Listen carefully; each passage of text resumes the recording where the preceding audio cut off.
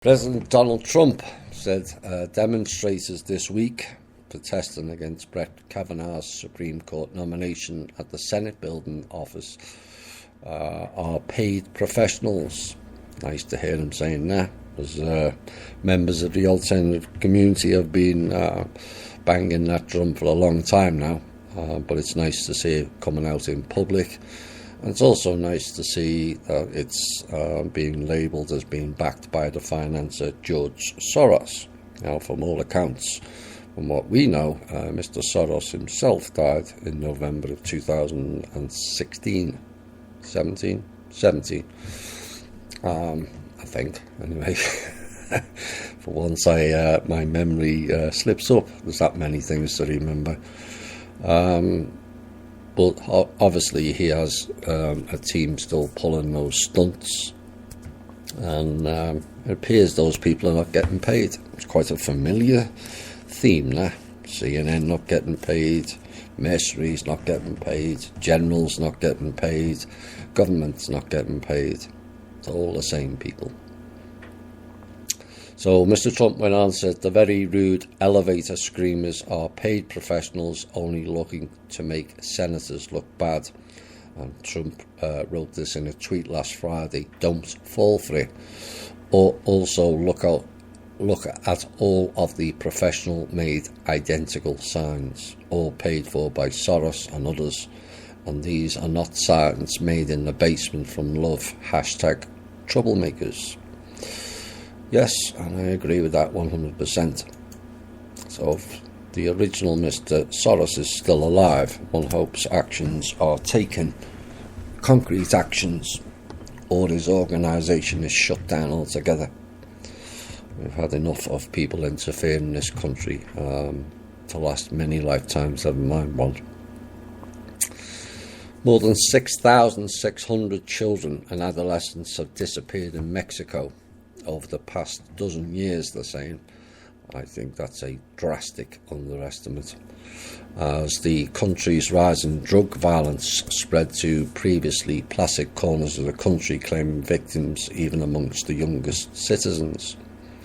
Now, the National Registry of Missing and Disappeared Persons has recorded 37,435 individuals as unaccounted for as of April 2018, and 18% of them missing are minors.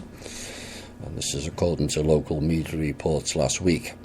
It's an invisible topic in any other country. This would be a scandal. Here it's not, says Mr. Garcia, who is the director of Network for the Rights of Children in Mexico. Mexicans have been going missing in alarming numbers since the country launched its militarized crackdown on the drug cartels back in December 2012, which is about around the time when Mr. Eric Holder sent weapons to those same drug cartels.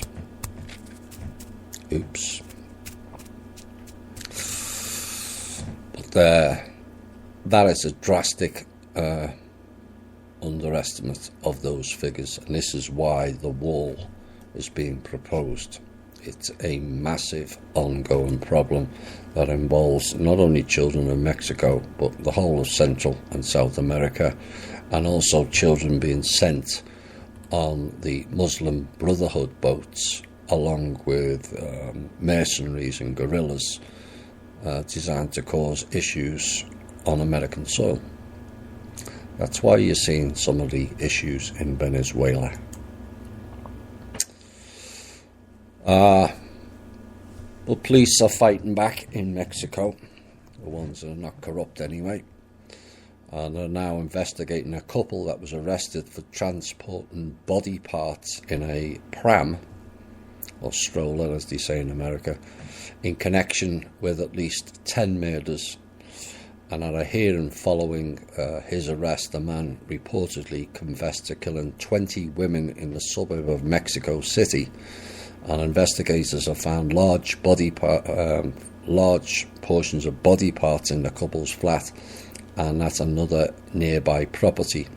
They were kept in buckets filled with cement and also in a fridge. Now, the prosecutors say the couple sold the body parts, but it's not clear at this stage as to whom. Femicides, as it's called, murders of women, are common in Mexico and often go unpunished. But the gruesome details of this case has caused outrage and triggered street protests in a place called Ecatepec, if I pronounced that right, which is a poor suburb in Mexico State where they all occurred. Neighbours have said that whenever they saw the couple, they were pushing the pram or stroller in which police found the body parts. Police had stopped and searched them after the disappearance in September of a local woman, a 28-year-old by the name of Nancy Hubertron, and her 2-month-old baby Valentina. Now, in the hearing this week, the accused, whose name has been given as Juan Carlos, confessed to killing Ms. Hubertron and identified 2 of the victims as a 23-year-old Arlette Alguin and 29-year-old Evelyn Rocas. And he's also said to have confessed to sexually abusing some of the victims before killing them and then selling off their belongings and then their body parts. Like I keep saying, it's a big, big problem, far bigger than most people realise. Last week, there was a court filing, and yet the mainstream media took no notice whatsoever of it.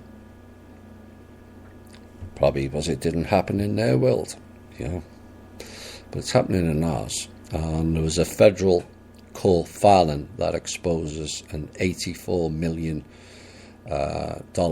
money laundering conspiracy by the Democratic National Committee and the Hillary Clinton campaign, executed during the 2016 presidential election, was in violation of federal campaign finance law. Now, the lawsuit that was filed in a DC District Court summarises the DNC Clinton conspiracy and provides detailed evidence from the Federal Election Commission filings confirming the complaint's allegations that Democrats undertook an extensive scheme to violate federal campaign limits. They think they're beyond the law, you see. Now, Dan Backer, a campaign finance lawyer and attorney of record in the lawsuit, explained the underlying law in an article for Investors Business Daily. And it states, under federal law, an individual donor can contribute $2,700 to any candidate, $10,000 to any state party committee, and during the 2016 cycle, $33,400 to a national party's main account. Now, these groups can all get together and take a single cheque from a donor for the sum of those contribution limits. It's legal because the donor cannot exceed the base limit for any one recipient. And the state parties can make unlimited transfers to their national party. Now, this is a legal loophole that allows bundlers, as the term that was used, to raise large sums of money from wealthy donors at more than $400,000 at a time, when the limit is $33,000 or $2,700 for a single candidate. And what happened next is they were filtering the funds to the national committees, and Democrats and Republicans alike exploit this tactic. But once the money reaches the national committees, then what happens is other limits apply. No mention it on the Portal People News, none whatsoever.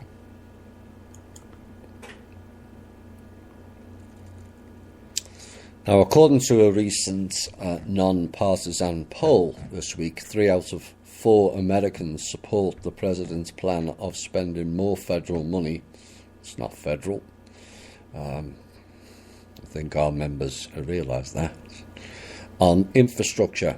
and the President proposed a $1 trillion plan to improve ageing roads, bridges and tunnels across the country. While funding the project has proven to be a political challenge, that's an understatement of we know only too well. I best not say too much. Broad public support for the plan is rooted in necessity. About 7 out of every 100 miles of roadway nationwide are in poor condition, and 9% of bridges nationwide are structurally deficient. I think that's a gross underestimate as well, meaning that they are in need of some repair, and 17% of dams in the country have a high hazard potential, which means a functional failure would result in the loss of life. Now, for many, the notion of crumbling infrastructure conjures images of a bridge collapsing during rush hour, and of course we've already seen that, or even the speeding passenger train hurtling off a faulty track. We've seen that also.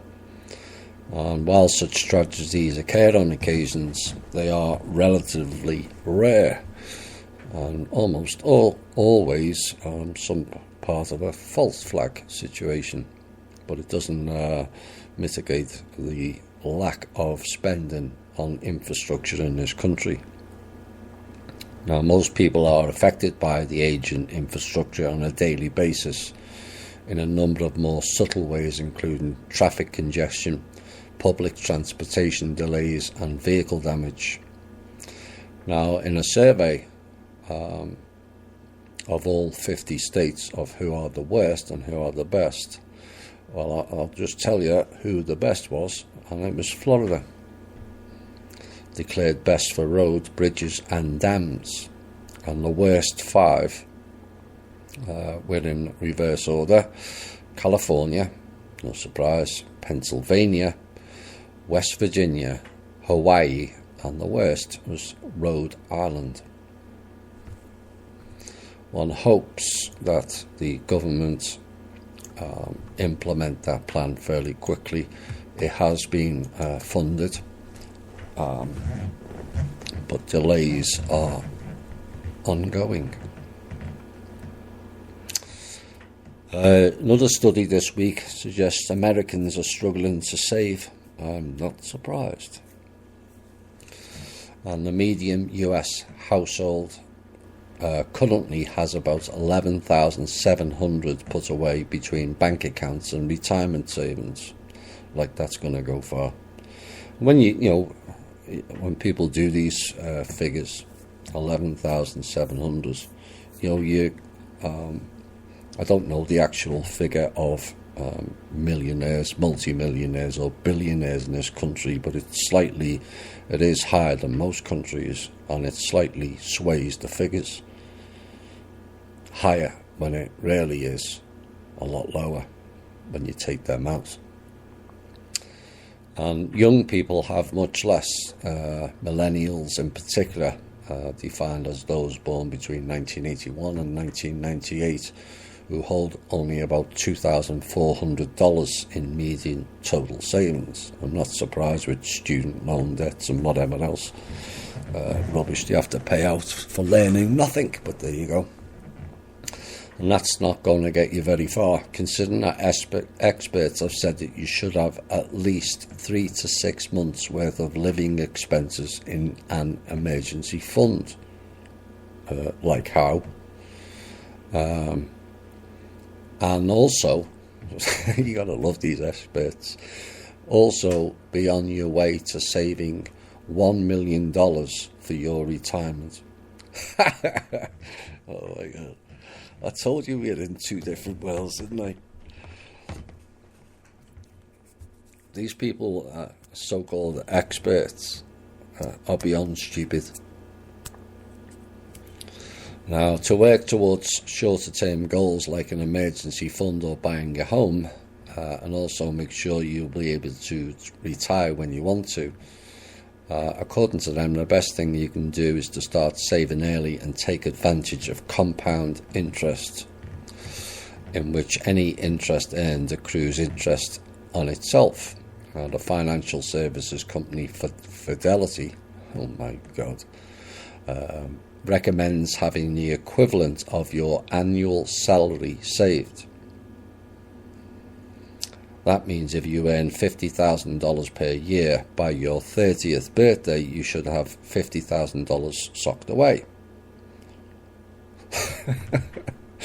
Really?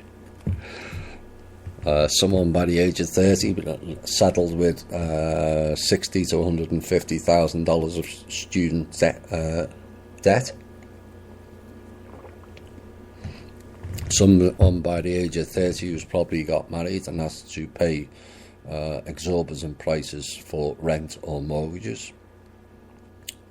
And then the cost of having children, which most people do before their age of 30.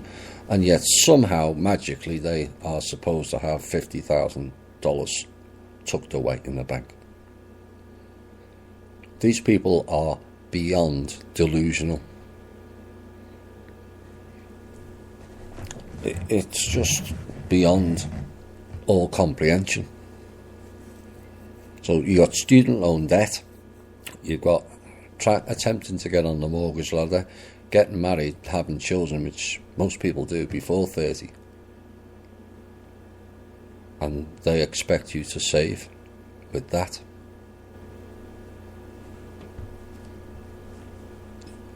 Yeah, beyond stupid. But this is the cycle that they have the American people in. You've got the student loan debt, getting married, getting on the housing ladder, generally before the age of 30, and all the costs that are incurred then. So most of your money is going out into that. And then you get married, and then the next stage is you've got to save for the next 20 years for college for your kids. And then you get to 50 or 60, and then you've got to save something for retirement. That's not living. That's existing. And so what happens is people have no money left for themselves, for vacations. It's all gone by the wayside. And we have to really push the government of how we would like to see life go forward, because the way we're going now is just 20-year roughly debt cycles, student loan, mortgages, college and retirement. It's all about money for the future, and unfortunately there's no money for now where you can enjoy your life. That has to change. Facebook has started its culling today. It has pulled down more than 800 pages and accounts that have posted sensational political content for violating its rules against spam and inauthentic behaviour. And this comes ahead of the US midterm elections. I wonder how long THI is going to last. The bulk of the inauthentic activity we see on Facebook is spam that typically is motivated by money, not politics, according to Facebook anyway. And the people behind it are adapting their behaviour as our enforcement improves. This was stated by Nathaniel Gleitcher.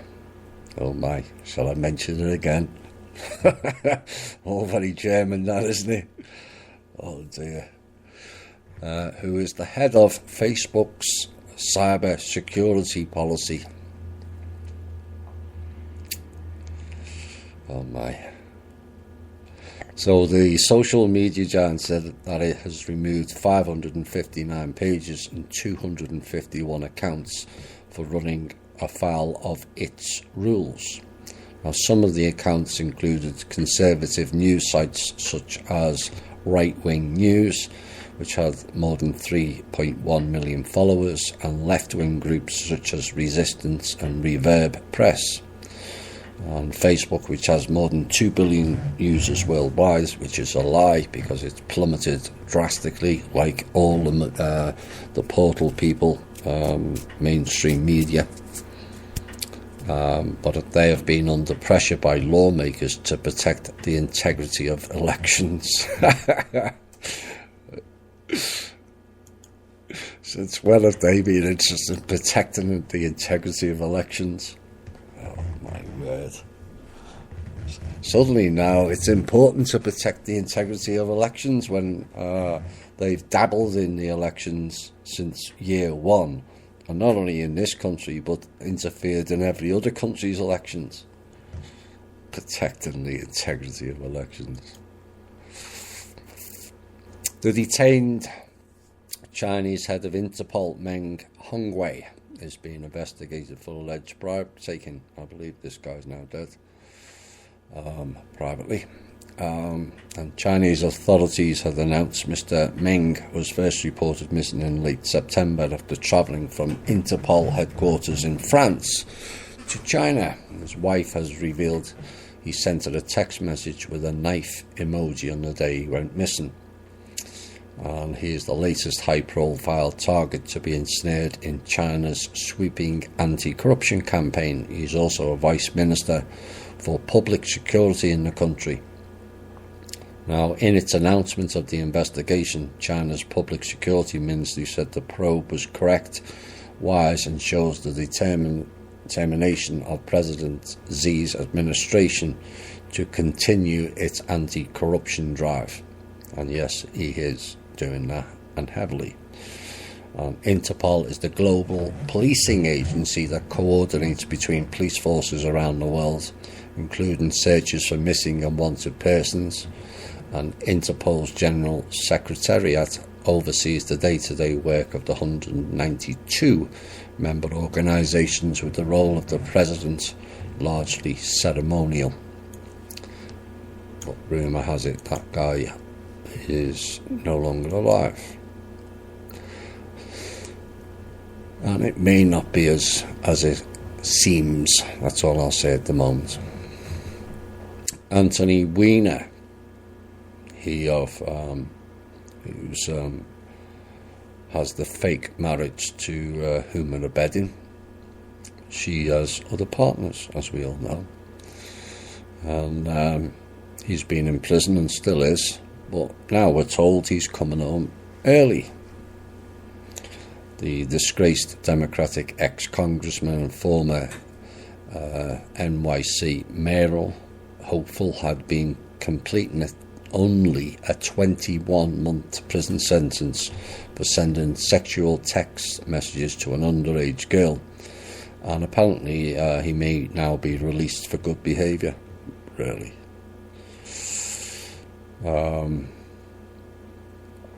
Apparently he's been a model inmate while imprisoned at the Federal Medical Center in Devens, Massachusetts.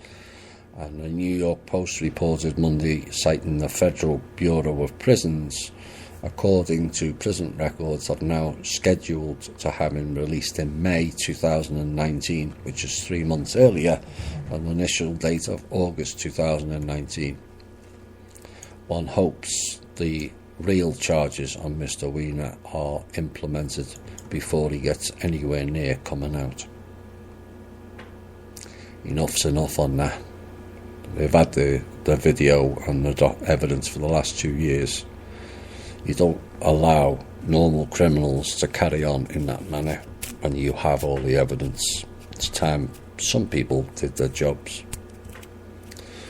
Now, the IMF, terrorist organisation as it is, and also bankrupt, has warned that a trade war between the US and China risks making the world a poorer and more dangerous place in its latest assessment of the global economy.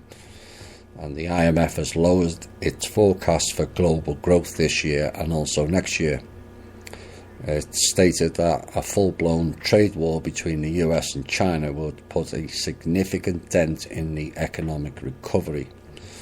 Its chief economist, another expert who knows jack shit, said further trade barriers would hit households, businesses and the wider economy. And trade policy reflects politics, and politics remain unsettled in several countries, which poses further risks. This was according to Morris Obstfeld. No one say it. We're not being funny. Who listens to a terrorist organisation? Perhaps the global economy would improve drastically if the IMF and the Blackwater thugs they are employing were not going around threatening most of Africa and South American and Central American countries, would it not? Now, for those new to the show, the trade war and the tariff issue has nothing to do with China the country. It has nothing to do with China's government, and everything to do with cutting off the trade and the siphoning of American funds and jobs done by the Black Dragon groups which operate in both countries. That's what Mr. Trump is stopping. Those tariffs are nothing to do with the individual governments, despite what the portal people will tell you. It's bullshit.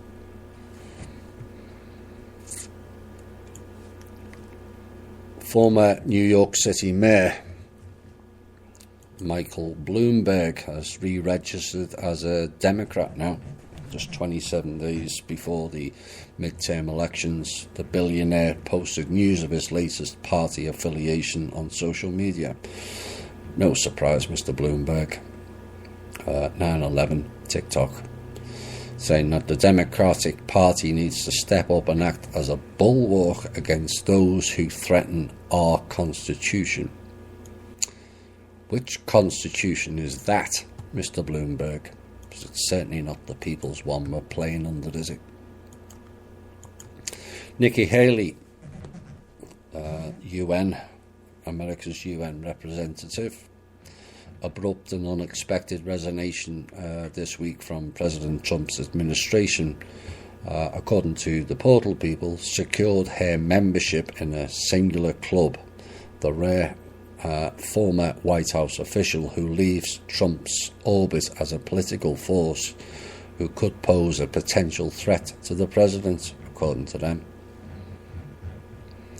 And in a sign of her rising profile, the ambassador to the United Nations on Tuesday simultaneously announced her resignation at the end of this year, while also reassuring Mr. Trump that she has no plans to challenge his re-election. And she said, "No, I'm not running for 2020, she said, seated next to the president in the Oval Office. I can promise you I will be campaigning for this one. So I look forward to supporting the president in the next election." Watch that closely. All is not what it seems. Final news item before we have a music break and go into the intel and the op-ed pieces. Theresa May, Prime Minister of the UK, friends of the Nazi Merkel, has appointed today, for the first time ever, a Minister for Suicide Prevention. So it's a government post, and it's part of a £1.8 million, which is roughly 2.4 million dollars, to reduce the number of people taking their own lives. Now this is thought to be a world first for the government position, and Ms May announced that the Health Minister, Jackie Doyle-Price, will lead efforts to end the stigma that prevents people from seeking help for their mental health. The Prime Minister also pledged £1.8 million to ensure the Samaritan helpline remains free for the next 4 years, returning to her pledge to tackle burning injustices prevalent in society, which was set out in her first speech at Downing Street. Interesting timing that the government in the UK is recognising there may be a problem with suicides, but I don't think it's for the public view. Maybe people around her may decide that suicide is the best way out. Time, as always, will tell.